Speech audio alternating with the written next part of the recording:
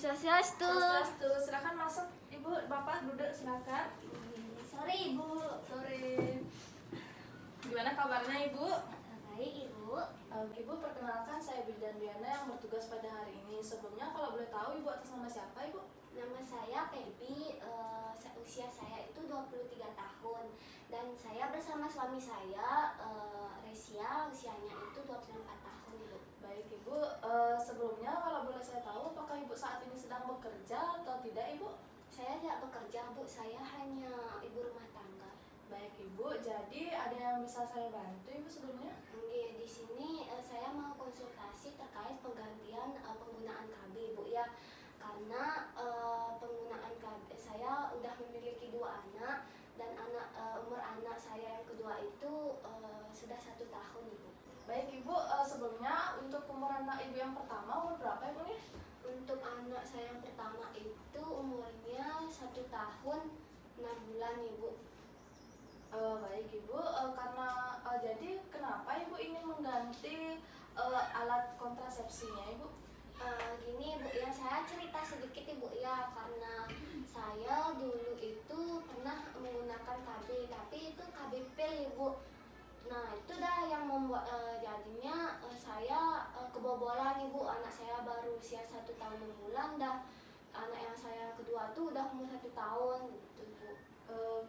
Nah Ibu kan kebobolan itu, apakah Ibu pada saat mengkonsumsi pil KB itu teratur Ibu minumnya atau tidak? Nah itu dah salah saya Ibu, karena saya itu tidak konsisten minum obat KB pilnya.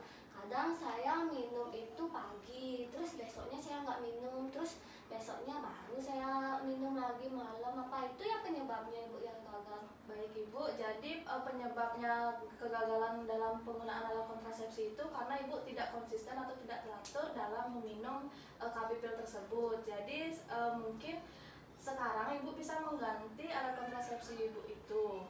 Jadi sebelumnya apakah Ibu sudah tahu mengenai jenis-jenis KB yang ada Ibu? Tahu sedikit Ibu. Yang saya tahu itu ada KB suntik, terus tuh KB implan, terus tuh ada KB pasang, dan juga yang saya tahu itu ada KB suntik 3 bulan. Ibu, tadi Ibu sudah tahu beberapa jenis KB. Di sini saya akan menjelaskannya terlebih dahulu. Ibu, ini ada lembar balik yang bisa Ibu lihat, dan di sini ada beberapa jenis KB yang dimana di sini yang pertama itu ada KB pasang Ibu, yang di sini efektif dalam jangka 5-8 tahun Ibu untuk menunda kehamilan, dan di sini ada KB implan yang dimana bisa menunda kehamilan dari 3 tahun sampai 5 tahun. Nah setelah itu ada kondom Ibunya yang bisa Ibu gunakan untuk mencegah kehamilan pada saat mohon maaf Ibu, pada saat Ibu berhubungan dengan suami Ibu. Nah, adapun yang pil yang seperti Ibu katakan tadi, Ibu pernah menggunakan KB pil, namun di sini harus konsisten dan teratur agar mencegah terjadinya kehamilan Ibunya. Dan selanjutnya itu ada KB suntik, yang dimana KB suntik juga ada 2 jenis, yang dimana KB suntik 3 bulan dan 1 bulan. Nah, KB suntik 3 bulan ini dapat mencegah terjadinya kehamilan atau menundanya selama paling lama itu 2 tahun Ibunya. Baik, dari yang saya jelaskan tadi, apakah Ibu bisa memahami Ibu? Iya bisa. Baik, nah tadi kan udah saya jelaskan mengenai jenis-jenis KB. Baik Ibu, dari yang tadi saya jelaskan, apakah Ibu sudah ada rencana untuk memasang KB apa Ibunya? Di sini saya tertarik untuk memasang KB implan Ibu ya. Tetapi saya masih ragu Ibu, karena kan implan ini yang biasa disebut KB susu Ibu ya, yang di lengan. Nah, jadi saya dengar nih orang-orang bilang kalau kita masang KB implan itu tidak boleh melakukan aktivitas kerja berat gitu. Sedangkan saya setelah anak saya berusia 2 tahun, 3 tahunan itu saya mau bekerja Ibu. Baik Ibu, jadi saya akan menjelaskan mengenai isu-isu yang Ibu dengar itu Ibunya. Jadi mengenai isu yang Ibu dengar itu memang benar, namun tidak selamanya jika pemasangan KB implan itu akan menyebabkan seperti patahnya KB implan yang Ibu pasang di lengan.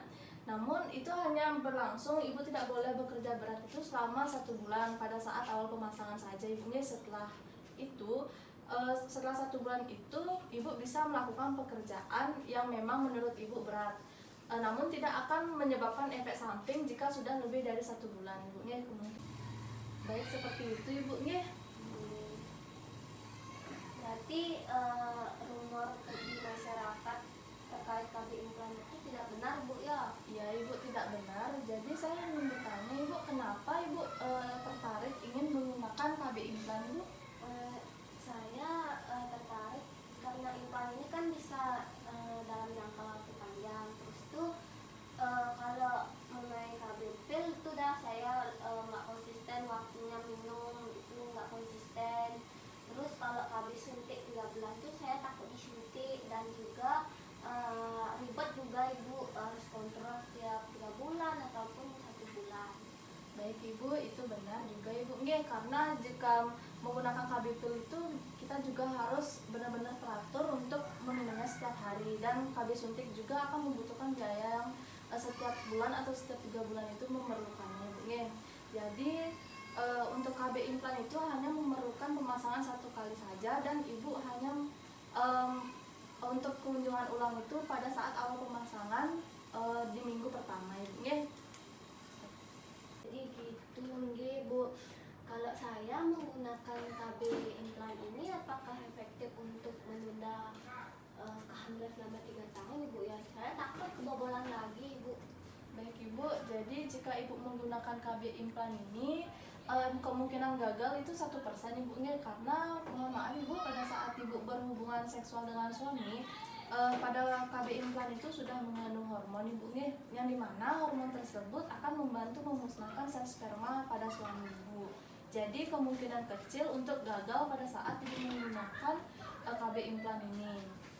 Jadi adapun kerugian dan keuntungan dari pemasangan KB implan ini, yang dimana keuntungan KB implan ini jangkanya itu sangat panjang ibunya, bisa menunda 3-5 tahun. Dan ibu juga bisa memasang KB implan ini pada saat ibu menyusui, dan bisa digunakan untuk ibu menyusui atau ibu laktasi ibunya. Setelah itu juga untuk kerugiannya itu mungkin akan ada pola perubahan haid dan pengeluaran darah pada saat ibu haid, dan juga itu akan mengeluarkan flek darah yang kemungkinan akan keluar pada daerah vagina ibu. Oke, terima kasih Bu. Sebentar Bu ya, saya diskusi dulu dengan suami saya. Ya, Gimana? Implannya boleh? Fix kan implannya? baik ibu, tadi ibu juga sudah setuju dan sudah berdiskusi dengan suami ibu bahwa akan melakukan pemasangan KB implan. Jadi di sini saya akan menjelaskan bagaimana prosedur atau pemasangan pada KB implan ibu. Jadi KB implan itu nanti ibu akan dipasangkan berupa KB yang berbentuk seperti batangan gitu. Jadi akan dimasukkan ke dalam bagian lengan atas ibu. Jadi nanti saya akan melakukan penorehan pada bagian lengan ibu dan memasukkan kedua KB implan tersebut. Jadi mungkin pada saat pemasangan itu akan merasakan sedikit nyeri ibunya, namun nanti saya di sana akan memasukkan obat biusnya juga agar mengurangi rasa sakit pada bagian lengan ibu nanti. Jadi sebelumnya itu yang bisa saya sampaikan mengenai pemasangannya. Apakah ibu sudah mengerti dan ada yang ditanyakan ibu? Sudah, tidak ada yang saya tanyakan. Baik, nah mengenai efek samping dari setelah pemasangan ini, yaitu ibu akan mengalami rasa sedikit nyeri, dan mungkin akan pada bagian lengan ibu akan terasa bengkak ibunya, dan untuk payudara ibu juga merasa bengkak atau nyeri. Setelah itu juga ibu akan kemungkinan akan mengalami sakit kepala. Namun ini untuk efek sampingnya itu tidak semua ibu atau yang melakukan pemasangan KB implan itu mengalami sakit kepala ataupun nyeri pada bagian payudara. Itu termasuk pada individu masing-masing saja ibunya. Nah ibu, namun dari efek samping tadi itu ibu tidak perlu khawatir ibunya, itu akan hilang dengan sendirinya sampai luka yang ada pada lengan ibu itu mungkin lebih kering lagi. Jadi itu saja yang bisa saya sampaikan, Ibu. Saya ingin jika Ibu tidak ada yang ditanyakan, sebelumnya saya akan bertanya kepada Ibu untuk memastikan apakah Ibu sudah paham mengenai penjelasan yang saya tadi jelaskan. Saya ingin bertanya Ibu mengenai efek samping dari pemasangan KB implan itu, Ibu. Efek samping dari KB implan ini saya akan merasakan bengkak pada area payudara, terus itu pada lengan juga, terus itu nyeri karena dijahit dan ditoreh juga, terus itu sakit kepala. Baik Ibu, di sini saya klarifikasi dulu Ibu bahwa pemasangan implan itu tidak perlu dijahit, ini hanya nanti akan ditempel saja dan direkatkan. Iya. Ya Ibu, jadi Ibu niatnya untuk kapan Ibunya dipasang implannya? Apakah hari ini atau kapan Ibu? Besok saja Ibu ya, sekarang belum ada uang. Iya. Saya akan berdiskusi lagi dengan suami saya Bu ya sampai di rumah. Kemungkinan besok saya kesini Bu ya. Baik Ibu, tidak apa, bisa dipikir-pikirkan terlebih dulu bersama suami Ibu. Jika tidak ada yang ditanyakan, Ibu bisa pulang ke rumah Ibu. Terima kasih Ibu. Makasih Makasih, Ibu. Bu. Pamit Ibu. Hati-hati di jalan Ibu. Ya.